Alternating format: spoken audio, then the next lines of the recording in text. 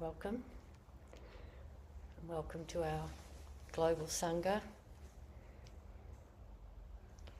I want to share something a little bit personal that's happening in my life and the way the Dharma can help with difficulty.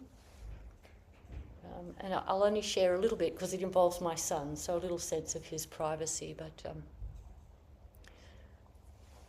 maybe before I do that, just to kind of put it in a kind of flavour of how I see working with difficulties. I've got to cancel this thing here. There's a very well-known koan in the Book of Serenity, case 36. Master Ma is unwell. Master Ma was unwell. The monastery superintendent asked, "Master, how is your venerable state these days?" The great teacher said, "Sun-faced Buddha, moon-faced Buddha." I remember first coming across this koan and really sitting with the idea that sometimes things go well, sometimes things don't go well. But calling those things sun-faced Buddha and moon-faced Buddha, it can help us not to see them too fully as things going well and things going badly. We can sort of see sun-faced Buddha when things go well in general, like, oh, it's good, it's a sunny day. And moon-faced, more subdued, maybe not going the way we want. But I just like the language, sun-faced Buddha, moon-faced Buddha. There's a little comment. When the ancients were ill, they still did Buddha work. When the hindrance of illness suddenly arose in the master, he made an issue of the illness, inquiring, "Illness comes from doing. Doing comes from illusion.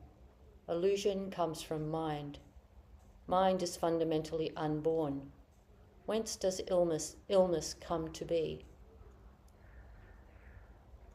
When he had formed this thought, suddenly he was well. I say he attained peace and bliss from the Tathagata Zen. So this question, whence does illness come from? Or how does it come to be?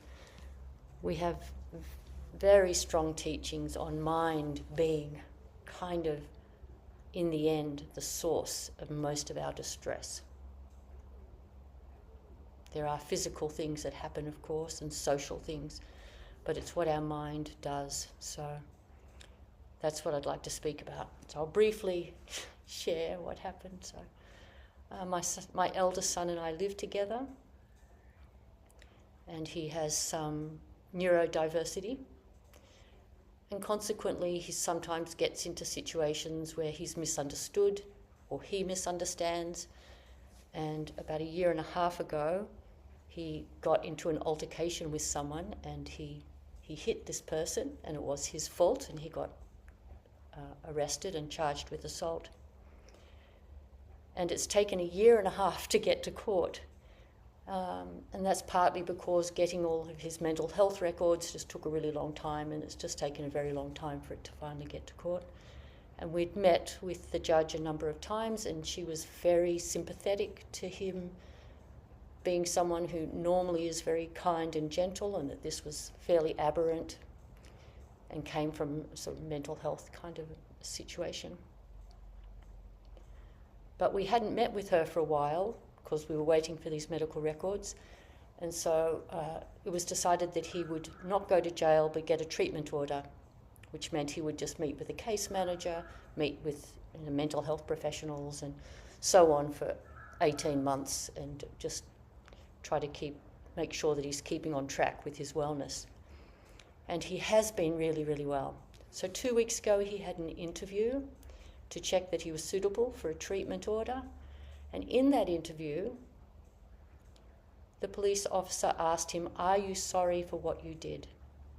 And as someone who's a bit neurodiverse, they often just hear a question very literally rather than hearing the subtext. So he heard it very literally and he responded, yes, I'm sorry because I hurt someone. But the subtext of that question, which I was there at the interview, and I understood the subtext of the question, is, I need you to prove to me how incredibly sorry you actually are. And that is not what he did. He just said, yes, I'm sorry because I hurt someone. So the police officer wrote a report that gave to the judge saying that he showed no signs of remorse. So the judge changed her mind and decided that he should go to prison for 6 months, followed by an 18-month treatment order. So this happened a few days ago. We were in court together, completely expecting this treatment order. Everything had been set up for that to happen. And within just a few sentences, all of a sudden, oh my God, he's going to jail. And he was just put in handcuffs. And he handed me his car keys and the grocery bill, and he was just led out of the room. And there I was, just left standing. Oh, he's gone. And my son's gone. So the last few days, the first few days, it happened on Wednesday, it's now Saturday, I was really feeling like part of my heart had been pulled out. You know, this person I live with, that I care for, that is such a beautiful person, who's been doing really well after a difficult number of years, has just gone off to jail and will eventually end up in a prison somewhere, and I don't know where. And I can't call him. I have to wait for him to call me, which he does, only gets one call a week. I do get to visit him tomorrow, so that will be good. But of course, things like this, you know, it's kind of unfair in that, I mean, he did commit a crime, but it doesn't serve anybody, and it was also unfortunate and really just a misunderstanding because of his neurodiversity.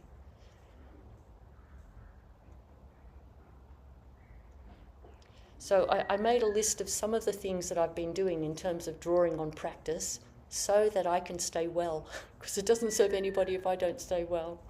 It's not going to help anybody if I can't sleep or if I'm, you know, overly worrying. That doesn't benefit anyone.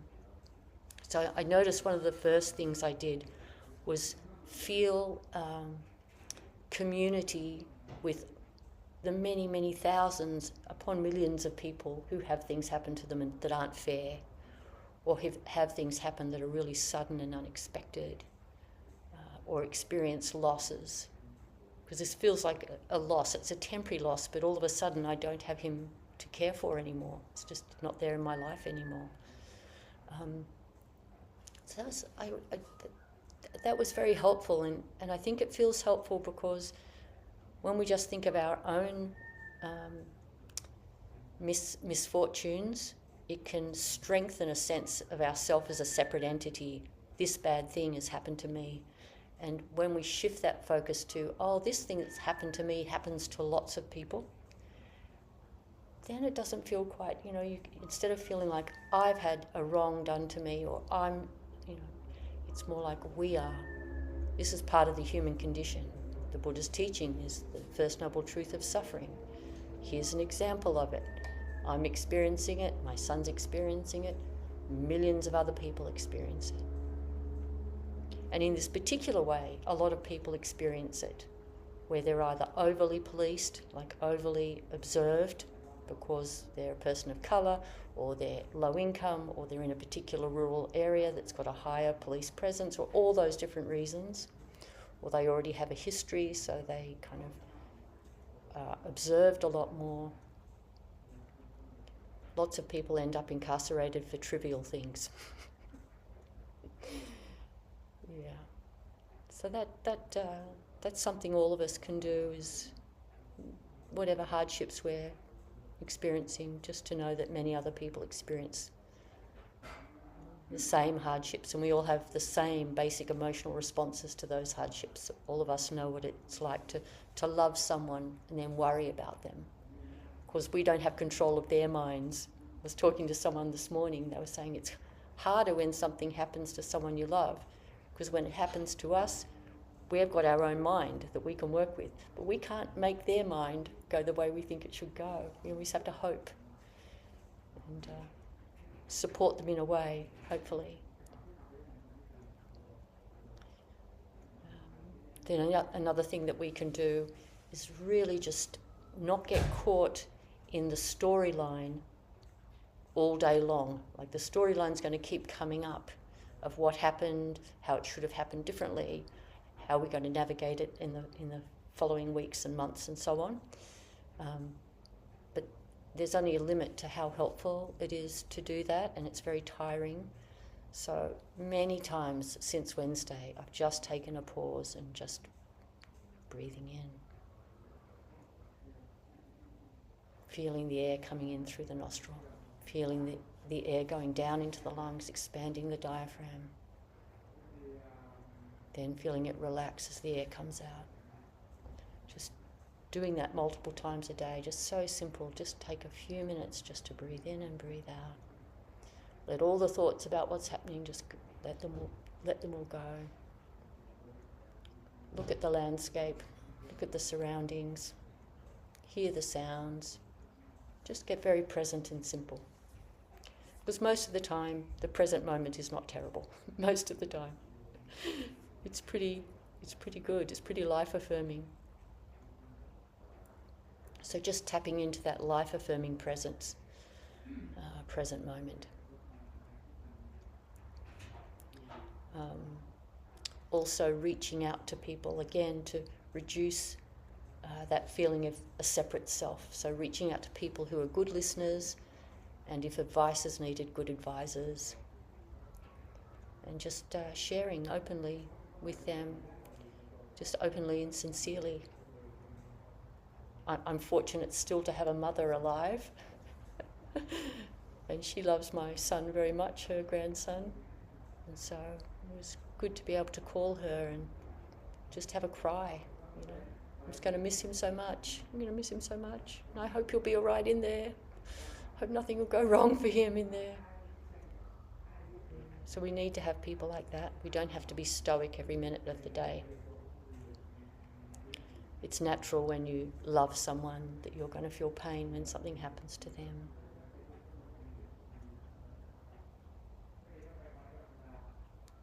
And even for me to talk about it today actually really helps me with my practice, because when I suggest something or talk about the teachings, then it strengthens my resolve to do those very things.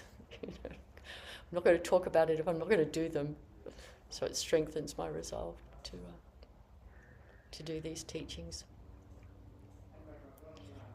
And I think what can be very tempting, and I've seen this many times with many people, is when things get very difficult, people stop sitting Zazen because their mind is so full of whatever the difficulties are that they sort of feel like, I can't fit that in as well.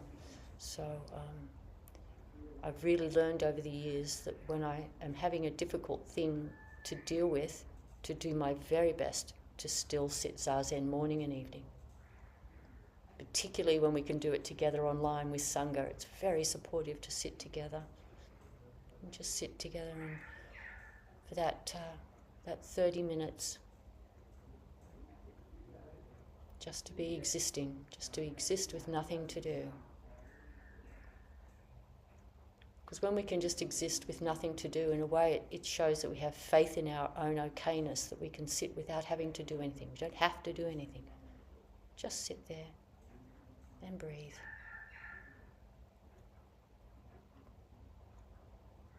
So when you find yourself in one of these, your version of one of these situations, and you do have a regular Zazen practice, then I would strongly suggest continuing with it, not being tempted to let it go. Although it might be appropriate for a number of days. I don't want to be dogmatic here. And I've often thought too about the Serenity Prayer, which I just think is a beautiful prayer that comes from the AA movement. God, give me the courage to change the things I can, the serenity to accept the things I can't, and the wisdom to know the difference. So a lot of these experiences for me with my son being incarcerated, because it's happened before, is I feel powerless a lot of the time because in a particular way I am. I can't contact him whenever I want or anything like that. I can't visit whenever I want. Can't even get to speak to lawyers whenever I want. They're very hard to get onto. So there's a certain sort of needing to cultivate kind of wisdom around what I can't do, and serenity around accepting things that I can't do. But there's always things I can do, so doing what we can, accepting the things that we can't.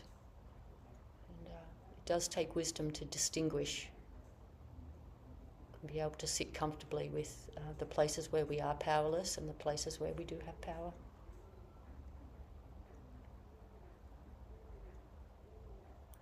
And of course, when things like this happen, we're physically under more stress as well as psychologically under more stress. So sort of finding a balance of self-care. Not too much self-care, because that can be kind of overly focusing on ourselves, but not too little self-care, because that can lead to sort of kind of burnout or overwhelm or feelings of maybe being a martyr or something like that. So just finding the balance. And for me, maybe not the same for some people, but for some of us, going running is my best form of self-care. So I'm back into a regular schedule. I'll be going running this afternoon in nature, under the open sky, with the eucalypts, often by the river if I can, or at least get to the river. So whatever is the right self-care.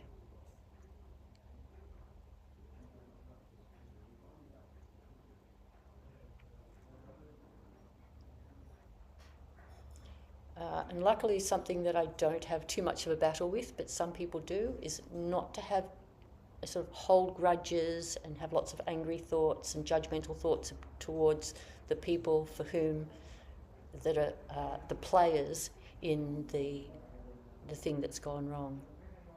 So, I understand that the judge is doing what the judge is doing.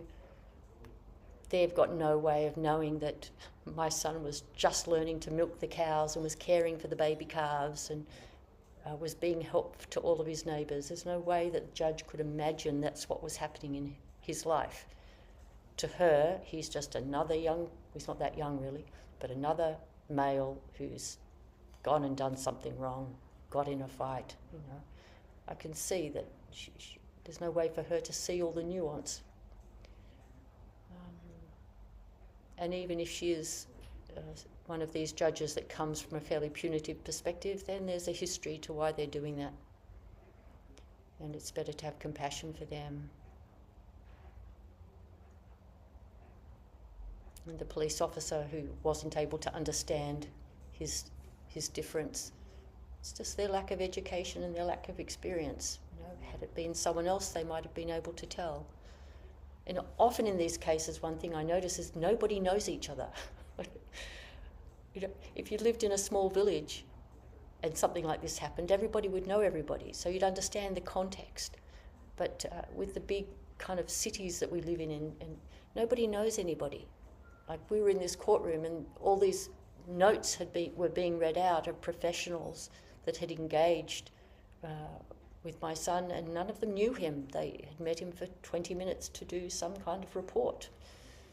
And these were the only notes that was being read and was being used by the decision making. So it's very impersonal, and of course so many things can go wrong when we don't know the causes and conditions of somebody's life. So not holding grudges, not expending energy thinking about how they should have done it differently and what's wrong with them and all that sort of thing. So it's easy to spend energy there, but it's not an object of purification for us to keep doing that. Doesn't serve our practice, doesn't make us wiser kind of people to focus over and over on the shortcomings of others or possible shortcomings of others.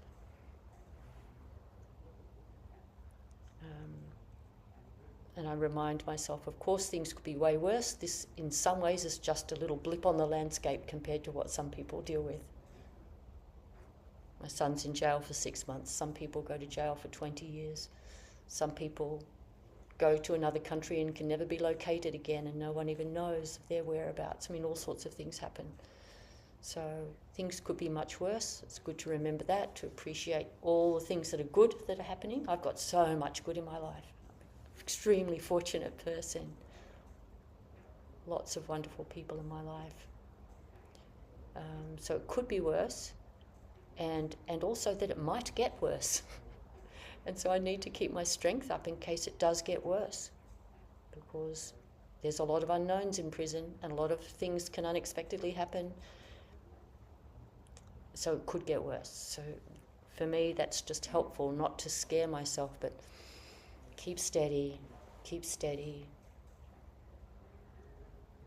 because if it does get worse, I want to have the strength to do whatever's needed to support him, plus continue to support the rest of my life, the rest of the things going on in my life.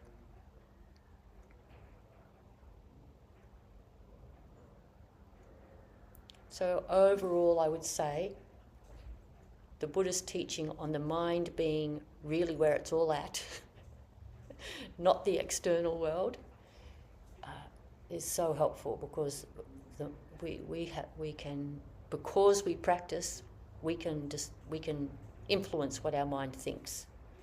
If we weren't practicing, you might want to stop thinking angry thoughts, but you couldn't stop it. Or you might want to stop feeling helpless, but you can't stop it. But because we practice, we can say, that's not a helpful way to think about this.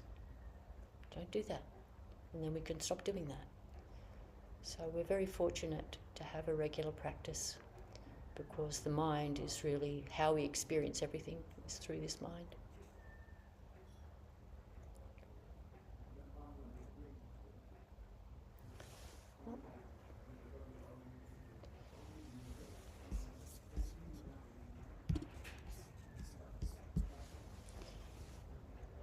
Would anyone like to comment or ask a question?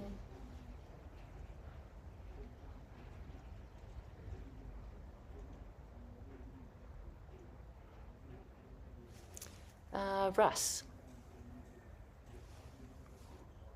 Thanks, Neti. I just wanted to say that this is the exact Dharma talk that I needed this evening, so I very much appreciate that you gave it, and that's all I need to say. Thanks, Russ. I'm so glad you joined us.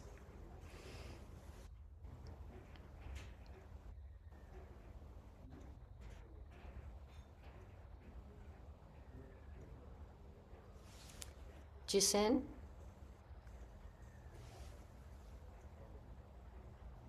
Firstly, I just want to say I'm so sorry that you're going through this. It sounds like a very hard time. And thank you for sharing that with all of us. Something that I've been thinking about lately is how, looking at the world, how good things happen to bad people and bad things happen to good people. And as you're saying, it's really this internal landscape, how we deal with what shows up. And sometimes, what seems like something terrible can be, in a strange way, something useful, and vice versa. And yeah, I've really been valuing the precept of not knowing, not to have a fixed idea for myself in difficult situations. So I just want to appreciate your talk this morning. Thanks, Jisen. Yeah, I think that's partly why I like the way that koan says sun-faced Buddha, moon-faced Buddha. It doesn't say, it could say sometimes I'm sick and sometimes I'm well, and that would be okay too. But it just feels like it's not, it's allowing a lot more flexibility in our experience for how we interpret it. And as Suzuki Roshi says, good things are bad, bad things are good, which takes a while to unpack, but it's speaking to the same thing that you're saying, is that we can gain a lot out of difficult experiences. We wouldn't wish them on ourselves or anyone else, but we can let them be beneficial to us and beneficial to others if we're skillful and fortunate to be able to. Yeah.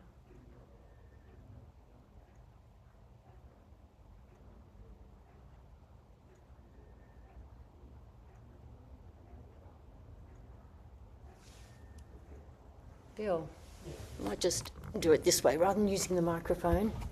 You just speak up a bit. Like, I guess, you know, you might say that the sun is represents a good outcome and the moon represents a bad one, but you can have some really overly hot sunny days and you can have some beautiful moonlit nights and landscapes and stuff as well. So yeah, like you said, it's not as simple as saying this is a good thing and this is a bad thing, and sometimes good things are bad things. It's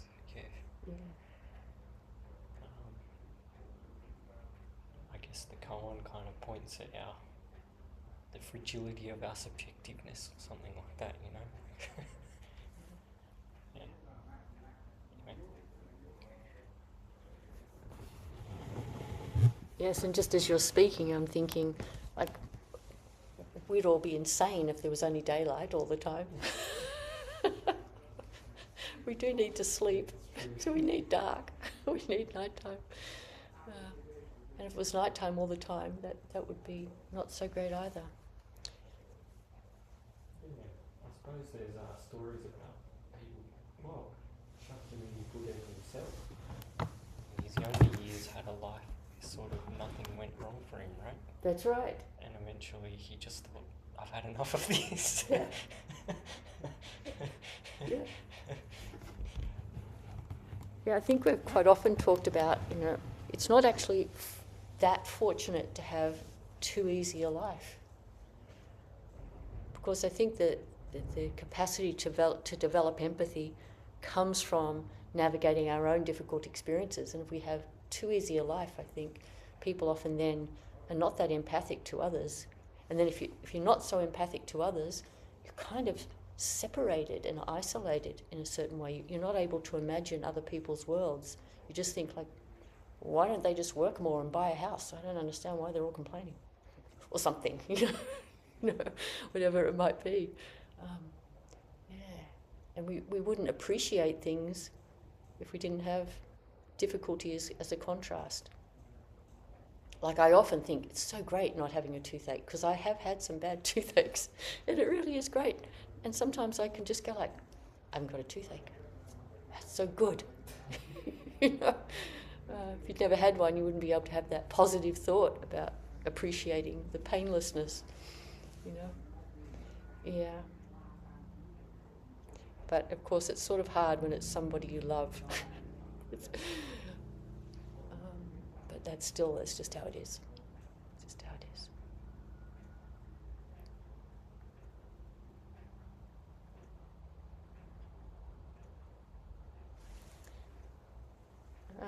I think, Kai, did you want to say something, Kai? Yeah, I do. And it's not going to be very Buddhist of me. But I can't help but think like a lawyer, and I don't know how your system works over there, but that sounded like an administrative hearing. And I'm surprised that you weren't allowed to speak on, he wasn't allowed to speak on his behalf. He just had a police officer and a judge. That's highly unusual. So, of course, I'm going to come over there and read them the Right Act, which isn't very Buddhist of me. But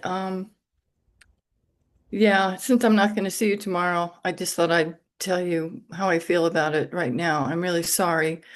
And I have a question, because I thought he already did time for this situation, and then he was let come home, and then you had to wait to get the final decree. Is that what that was all about? No, when he was unwell, it's now going back nearly 2 years ago, he had 3 incidents happen within a couple of weeks. So he's done time for one, now he's doing time for another, and there's still one to go. But this next one is more minor, and I'm going to pay for a lawyer. Last time we used the free legal service, and it went very well for his first case. This one, he got very poor representation. It was, if we'd had a good lawyer, I'm sure he wouldn't have gone in. So you didn't have a lawyer at your hearing yesterday or whenever it was? Yeah, we did. We had but a free service, and it was he just dropped the ball. You know, you could tell he hadn't read his notes until half an hour beforehand, and had forgotten us because we hadn't been there for months. And I'm so sorry. yep. Right. Well, the Serenity Prayer actually came from St. Francis of Assisi. And I grew up with that prayer because I was born on his feast day. So remember, October 4th is St. Francis, patron saint of animals. That's why I have so many friggin' dogs. And you can think of me and the Serenity Prayer on October 4th. Okay. Thank you. Thanks, Guy. I'm glad you could make it today. Yeah, me too. Thanks for the heads up. Jissen, were you going to say something? No. Okay.